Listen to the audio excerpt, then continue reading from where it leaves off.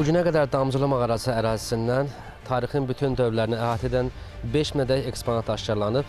Sonuncu tapıntılar isə orta paleolit dövrünə təsadüf edir. Bunlar əmək və ov alətləri, bəzək əşyaları və fərqli heyvan sümüklərindən ibarətdir. AVI Dövlət Tarix Mədəniyyət Qoruğunun ərazisindəki dünya əhəmiyyətli Damcılı mağara düşərgəsinin ərazisində arxeoloji qazıntılar yekunlaşıb. 2015-ci ildən indiyədək Azərbaycan-Yaponiya Beynəlxalq Arxeoloji Ekspedisiyasının üzvləri tərəfindən aparılan qazıntılar zamanı ərazidən orta paleolit, mezolit, neolit, eneolit, tunç və son orta əsrlər dövrünə aid mədəni təbəqələr aşkarlanıb. Sonuncu qazıntılar zamanı da tapılan əşyalar mezolit və neolit dövrü arasındakı keçid dövrünə aid olan eksponatlardır. Bununla da neolit dövründəki kənd təsərrüfatları vərdişlərinin tədqiqlərinə əsaslar yaranıb.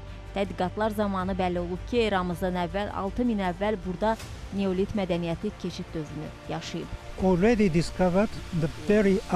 Neolit dövrü məskənləri Tovuz rayonunda Göytəpə qədim yaşayış məskənində və başqa ərazilərdə aşkar olunub. Onlardan fərqli olaraq buradan tapılan eksponatlar onu deməyə əsas verir ki, burada yığıcı ovçuların sonradan kənd təsərrüfatı ilə məşğul olması bəlli oldu. Bu da onu deməyə əsas verir ki, növbəti dövrlərdə də bu ərazidə yaşam davam edib. Bu səbəbdən də Damcılı mağara düşərgəsinin ərazisində qazıntılar gələcəkdə də davam etdiriləcək. Artıq 3 tərəfli memoranduma əsasən yenidən ərazidə arxeoloji qazıntılar aparılacaq. Qoruğun digər abidələrində arxeoloji qazıntılar gələcək illərdə davam edəcəkdir. Buna misal olaraq Daş Salahlı mağarasını göstərmək olar. Hansı ki, Damcılı mağara düşərgəsində 53-56-cı illərdə ilk paleolit dövrü axtarışları Məmməd Əli Hüseynov tərəfindən həyata keçirilmişdir.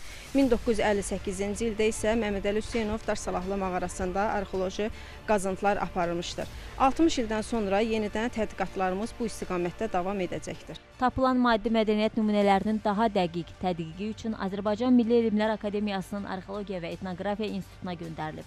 Həmçinin eksponatların bir qismi qoruğun ərazisində sərgidə nümayiş olunur. Onu da deyək ki, Azərbaycan ərazisində Qobustandan sonra ilk dəfə Damcılı düşərgəsində toxunulmamış mezolit təbəqəsi qeydə alınıb. Cümşüd Məmmədov, Şəhla Poladova, Xəzər xəbər.